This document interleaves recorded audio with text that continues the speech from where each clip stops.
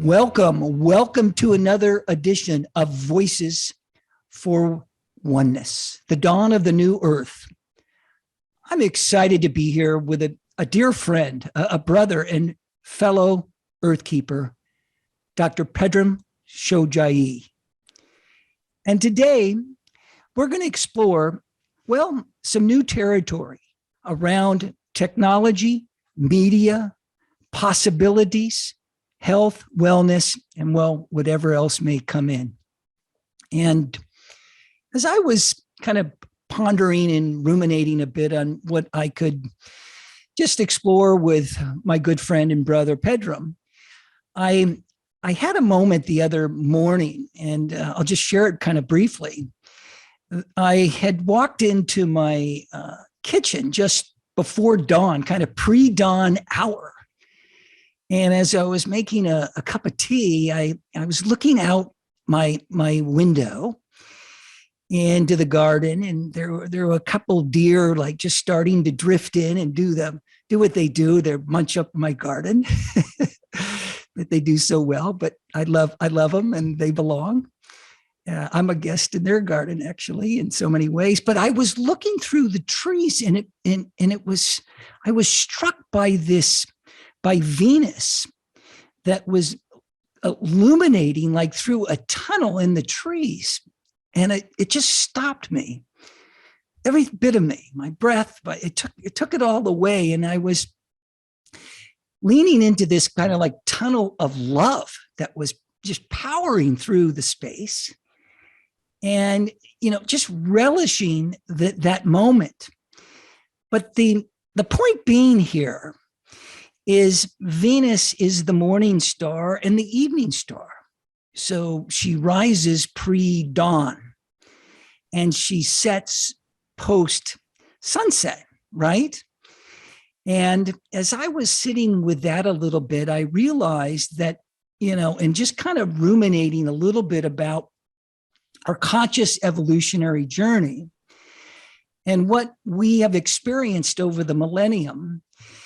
It was quite fascinating to think of this pre-dawn moments and these post-sunset moments that we face in our evolution. And let me just kind of give it a little context and kind of why am I sharing that? Because, if we think about it, kind of going back, not too far back, just create a little context really is, we had the BC before Christ, we had the AD after Christ. We came into a period of time of pre-industrialization. We have come into a time now of post-industrialization. We had a kind of a pre-World War I and pre-World War II time, and now it's post-World War II. We had pre-modern and post-modern. We had events like 9/11, post 9/11 period. We're now experiencing a time of post-pandemic period. And what does this just all mean for us, in terms of our own human evolution? And what I kind of want to focus a little bit on in particular is the technological age that we're now in. And I've been always intrigued by this little story that I've always been interested in around technology and the technologist, and and the brilliance and the magnificence and the mind-bending possibilities of what emerged from four guys. Interestingly, four guys, two of them played around in their garage in Silicon Valley. And their names were Steve Jobs and Steve Wozniak. And here we are, probably early, kind of late 70s, early 80s. And here's two guys tinkering around building this Apple computer. And the story is quite fascinating because their greatest joy, oddly, didn't come from kind of putting it together. Their greatest joy from taking it apart. And these were the forerunners of hardware. And then we go up to Seattle and we see two other guys, wonky, nerdy guys named Bill Gates and Paul Allen. And what are they up to up there? They're building out and designing algorithms and software and all these things. And little did we know during this pre-technological revolutionary period of what the possibilities would be and what would ultimately now unfold in, well, really just a relatively short period of time of, well, 40 years, say. And we're in the midst of this technological revolution. And what does that mean for each of us in terms of our potential, in terms of our health and wellness, and a host of other things? Well, I'm excited to be here today to share and discuss and explore this with our guest, Pedram. And without further ado, I want to introduce him, not just as a friend, as a brother, but he's a founder of bepossible.com. And by the way, check that out. Also a New York Times best-selling author of The Urban Monk, Rise and Shine, The Art of Stopping Time. Love that one. Focus and Inner Alchemy. He's also a producer and director of the movies Vitality, Origins, and Prosperity. I've seen them all, folks. They're awfully good. Be sure to get them.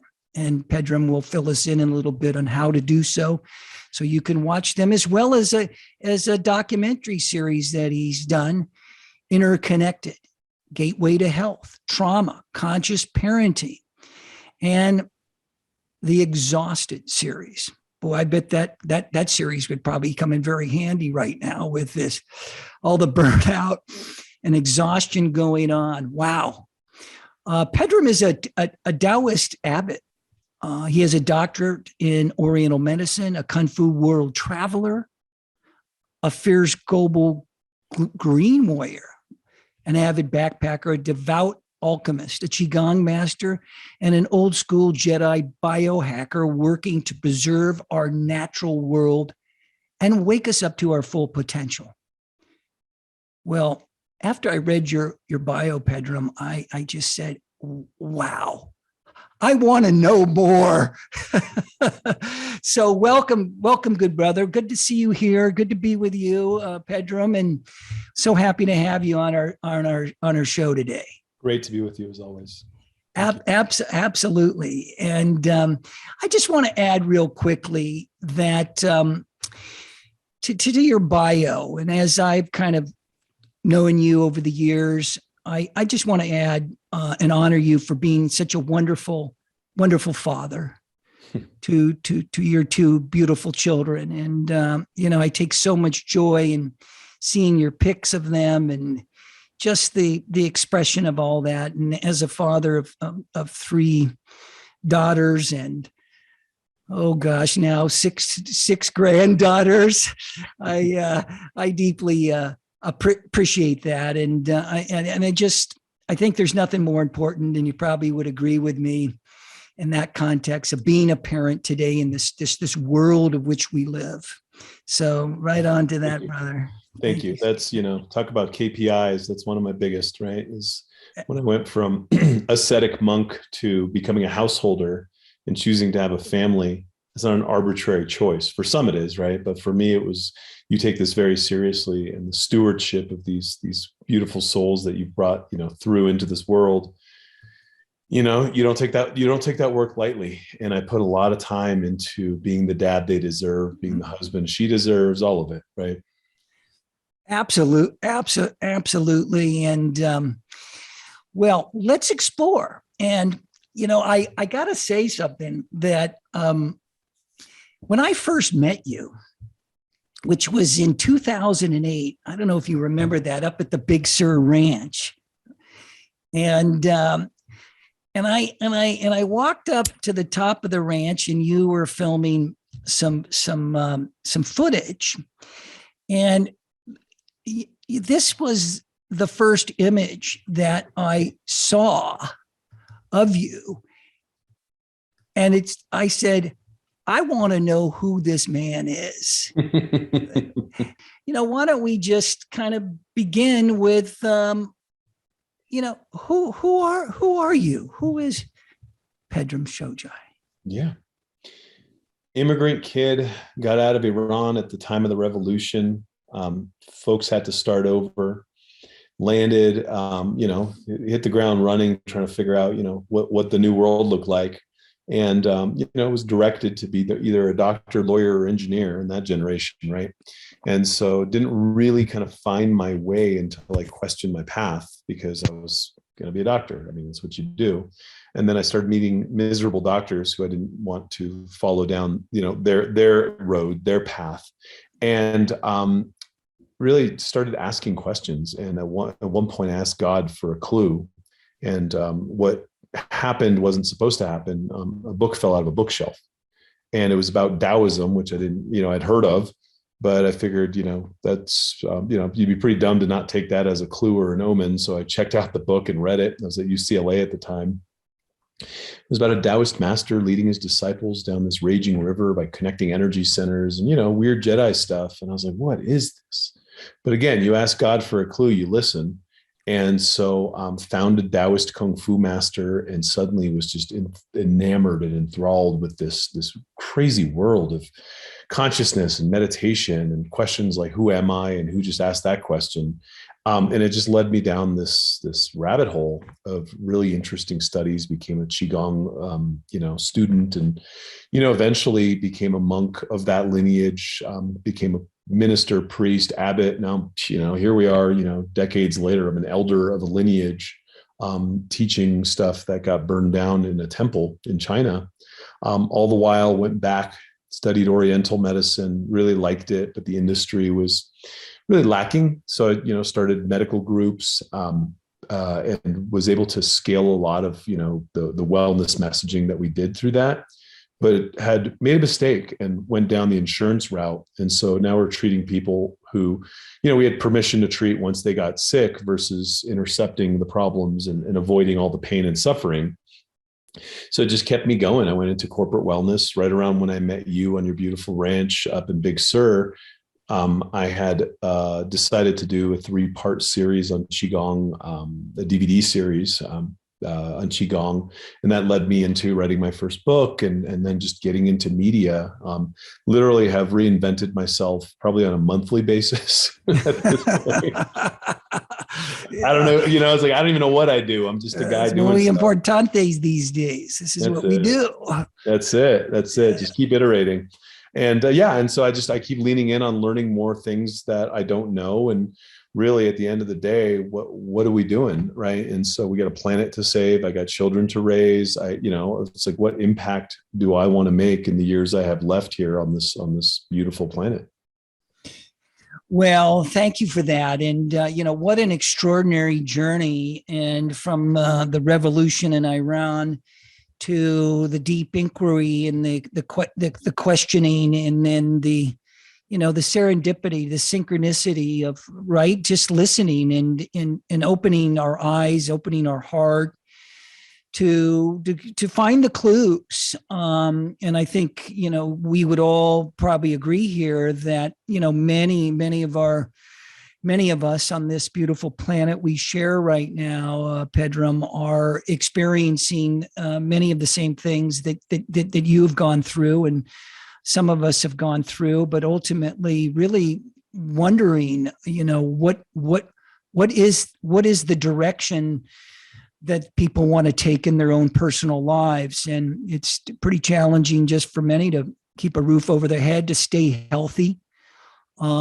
It's like you're reading, the challenges we're facing kind of globally with inflation and all these other things, and not to get off on that, but people are dumbing down what they eat. I mean, they already were consuming things that were unhealthy and not well, and now they've just gone to an even kind of lower threshold of nutrition, and because of all the challenges, and they're just many.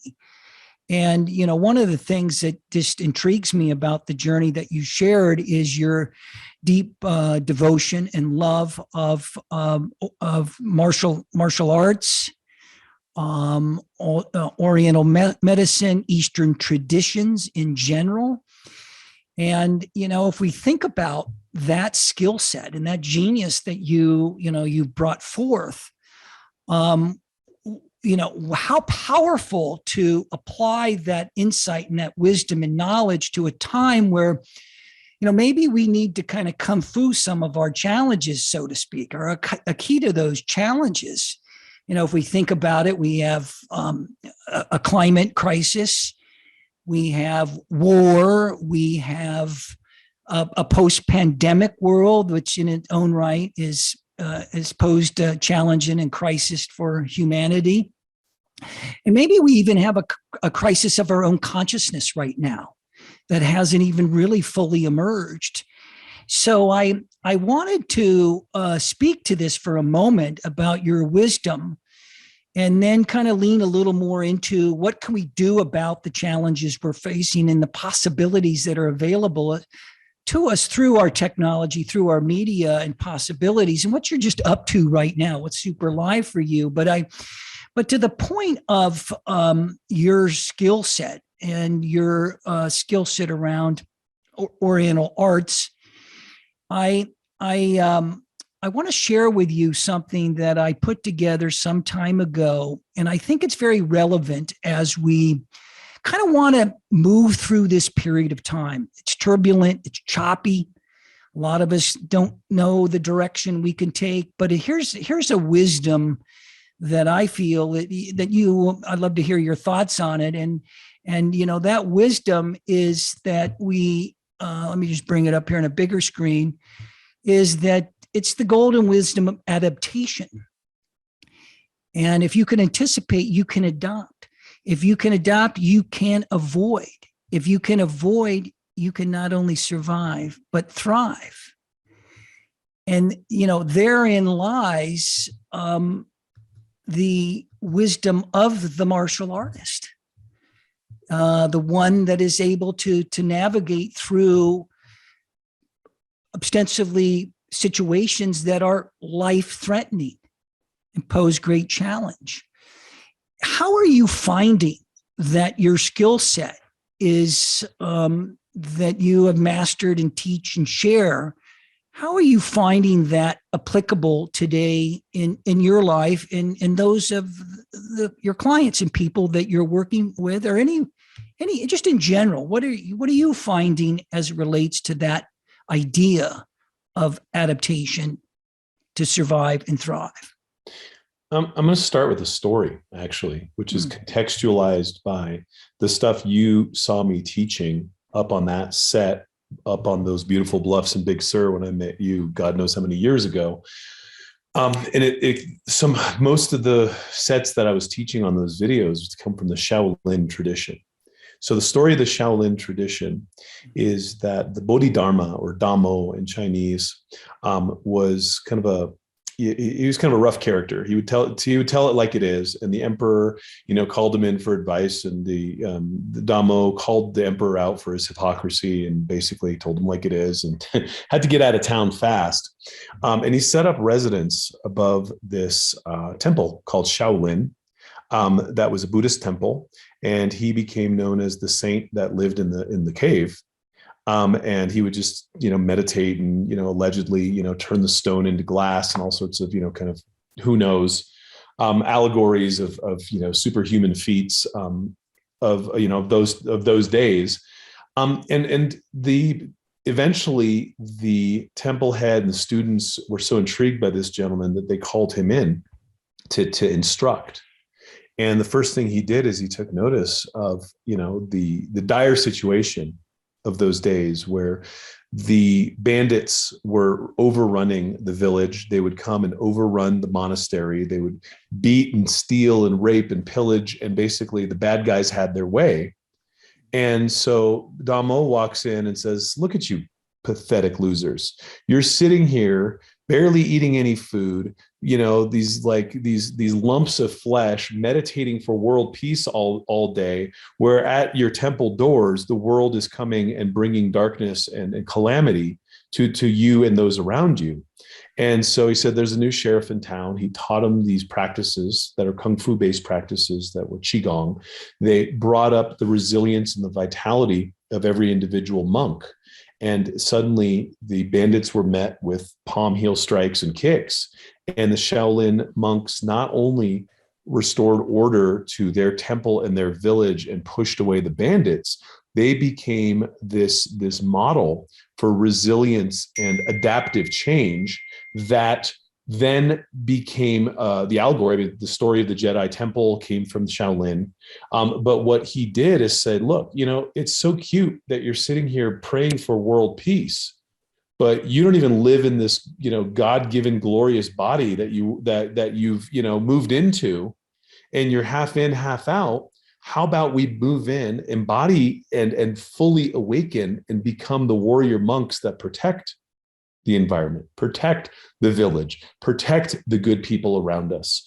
And that became kind of the impetus for, a vast, array of martial arts traditions that kind of branched out from there.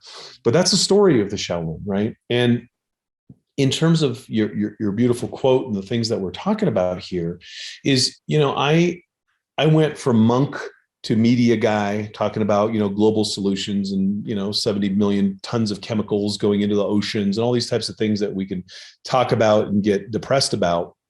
And I came full circle back to saying the individual units that make up this global, disaster that we're, talking about all the time are humans who make really bad decisions, humans who hurt each other, because they haven't resolved their own trauma, humans who are so tired and exhausted and just not resilient that they can only focus on what's in front of them and, live paycheck to paycheck and do the things that are in survival mode, and are, much more capable of hurting others, but also buying things that come from terrible supply chains because they can't afford to care.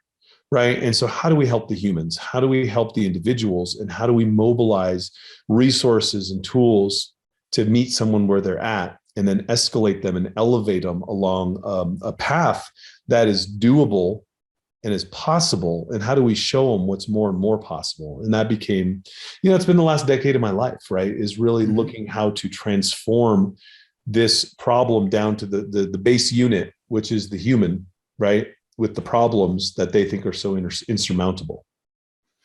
Well, thank you for that. I want to dive deeper into that in a second, but I have a quick question around the Shaolin masters. And is it true? I've heard this is true, that there are Shaolin masters that live to 140, 150 years old. So there's, it's kind of like, how do I say this? The Chinese have their own versions of Superman and Batman. And so sometimes you have to kind of extrapolate the truth from the hyperbole in the fiction. Mm-hmm. I've met people well into their hundreds. I've heard of people into their 140s. I've, traveled with a number of people saying, okay, show me the immortals. And, they weren't able to produce them. Right. Mm-hmm. But I can tell you, being a guy who owns a longevity lab and has studied this for a very long time and being a Qigong guy, it is absolutely possible. And, the ancients, we can talk about what the ancients knew and we can talk about what we know. The science is caught up. We know how to get people to live to 140. It's just a matter of time before the first 140-year-old is chronicled. Like, we have the technology. We know how to scrub senescent cells. The medicine is there. The science is there. We know it's possible. So was it possible in the past? Sure. So what did they do? These guys and gals were incredibly adept at mastering their own frequencies, slowing down the quality of time, and then having control, having their hand on the joystick of their physiology, and were able to adjust the cadence, not just of their biorhythms, but everything involved. And that I can, undoubtedly talk about, with conviction and experience, because I'm a lifelong meditator and a Qigong guy. And I could absolutely alter my physiology. Just give me, 12 minutes on a cushion. Right. And so there are, I come from a school that's one of the 8 Taoist immortals, Lu Dongpin. And, he could choose what age he wanted to be. He could choose, all kinds of things because he had control of this, right? He had his finger on the dial of the consciousness that emanates in this 3D reality, this holographic reality that we take so seriously. And so, going back a few notches to the mind and how the mind drives the energy, and how over time the imprinted energy from the mental construct will have matter assemble around it. Well, then deconstruct that and go backwards and you're a wizard. So, I mean, that's a whole other show. I love that. I love speaking to the deconstruction, the undevelopment, the unlearning a piece of ourselves as we kind of unwind the old story of what it is even to be a human, and the new story of this greater potentiality that you're sharing in the work you're doing. So let's talk a bit about that in the context of media, a context of technology, because we're moving into this idea, let's just call it this idea of post-pandemic world. And I think in many ways it kind of like was like put right in everybody's face, what is health and wellness? What is the story that I'm subscribing to about being healthy, being well? Am I listening to this Western medicine and the healthcare system that I've shown up in, and that's treating me, that's prescribing me, that's deciding what is true and not true for me? And we're living in this place where we're subscribing to other stories, like medicine, stories of our medicine, stories of our politics. But today I want to really go in with you to talk a little bit about this idea of really reclaiming our story of wellness, reclaiming our truth of not just who we are, but really reclaiming our health, by God. And of course, we're not just talking about our physicality, we're talking about our emotional well-being, our mental well-being. How is it that we're residing in our heart and expressing what Venus was through that tunnel of love the other morning? Are we really there? And it's time, I believe, to reclaim that truth and that power for ourselves. And I'd love to hear your thoughts and ideas and what you're doing and what you're seeing in your laboratory and what's been successful, and all this possibility. I mean, my God, nothing is impossible anymore. Everything is possible. What an incredible time alive. So love to hear any thoughts you have on all of the above, or wherever you want to go. Yeah. I mean, so there's a lot there, and let's just start with there's 2 things, right? And this is why I named the new company Be Possible, because be is your state of being, and possible is the quantum unfolding of everything that is possible. And, all the second guessing of what, you've been told is not possible. Right. And so we want to open up the potentiality so people can actually step into change. But really, it starts with curiosity, moves into activity, and then vitality. I think a lot of people, think they could just, listen to 12,000, podcasts and ebooks and find health, and not take any steps, right? Not take any actions, not change their diet, not change their shopping behavior at the grocery store. And so I think action has been taken out because the marketers understand that people are inherently lazy. Humans are inherently lazy. And so they have catered to that and saying, oh, here's the 3-step thing. This is all you need to know. And you're going to find health and wellness and happiness and meet your lover. Right. And so there's a lot of hyperbole, and there's a lot of misguided advice out there because everyone's trying to sell sugar cereal to children. And the core of it, anyone who's worth listening to is telling you that you got to get up off your ass and work, right? You have to take the steps necessary to find and attain these states of wellness. They don't just come to you.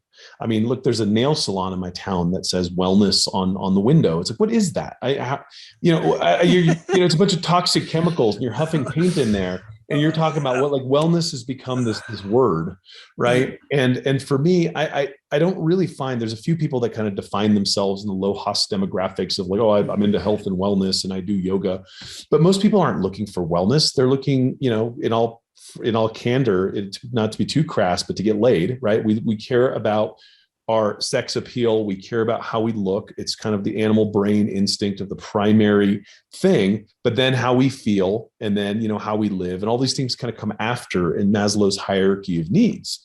And so for me, I'm not really trying to convert the person who is looking for wellness. I'm trying to intercept the person who's had headaches that are disrupting their life over the last 5 years and help them identify why they have their headaches and help them take the steps to get those headaches away, because they're going to then have a little bit more time, energy, and freedom to start making other better choices. But you can't be living on the breadline of pain and health and step into wellness, into this like new, exalted identity that is disconnected from the 40, 50, 60 years you spent getting here. Right. And so let's figure out how to help people with their immediate needs has become a real big mantra of mine, because what people really want is to resolve their pain, whether it's emotional trauma, headache, menstrual dysfunction, whatever it is, right? Or back pain. Yeah. Let's meet them where they're at. Let's help resolve those issues and help put things in front of them that are better choices for their bodies, for the supply chain, for the planet, for the mangroves, for all of it.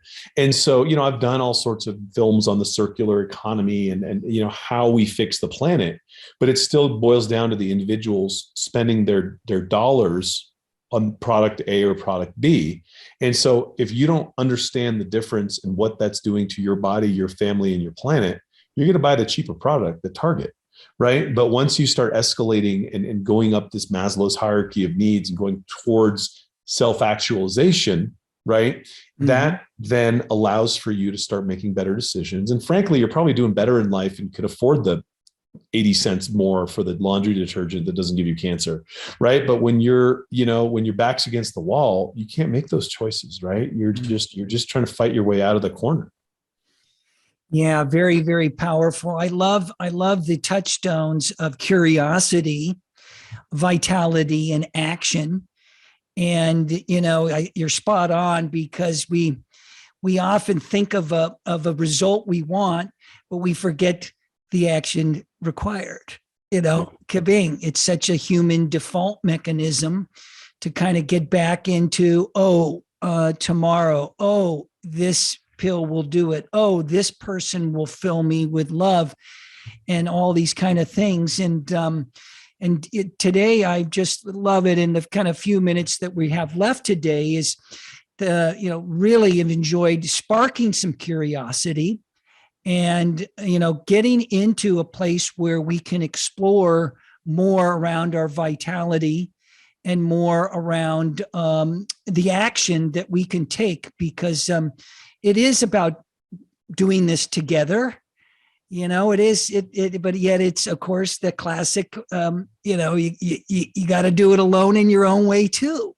So I believe that is up right now more than ever for us in this post-pandemic world, is to reclaim that truth for ourselves, what that means for ourselves, and to take action based on what can serve the greater good of our own personal evolution, so that we move into possibilities and the not the limitations, the limitless nature that's offered to us. And before we close out, I just have one kind of quick question for you. Do you have a cure for terminal seriousness? Good.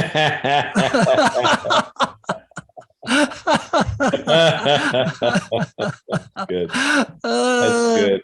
I mean, just have a kid, man. I mean,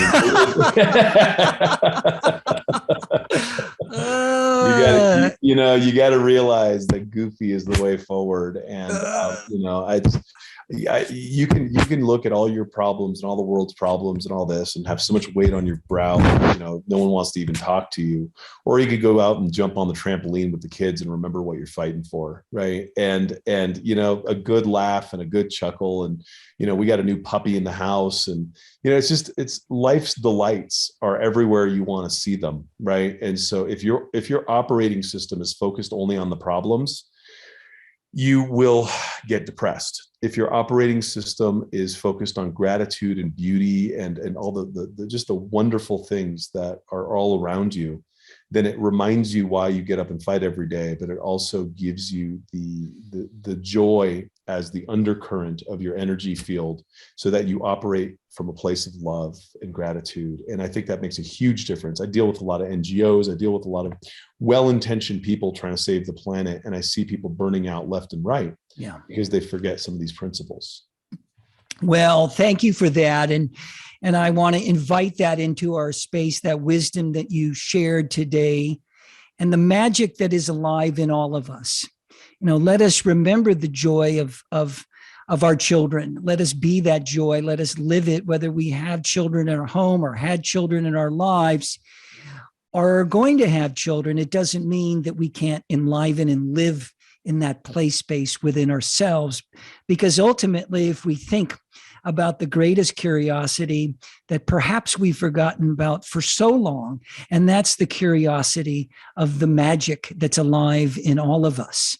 And I see that in so many ways as, the greatest source to create vitality, to create love, to make this world a better place. Dr. Pedram Shojai, thank you so much. I deeply appreciate your being here today. I look forward to a lot more fun and magic with you, dear brother. Take care now. This has been fun. Thank you.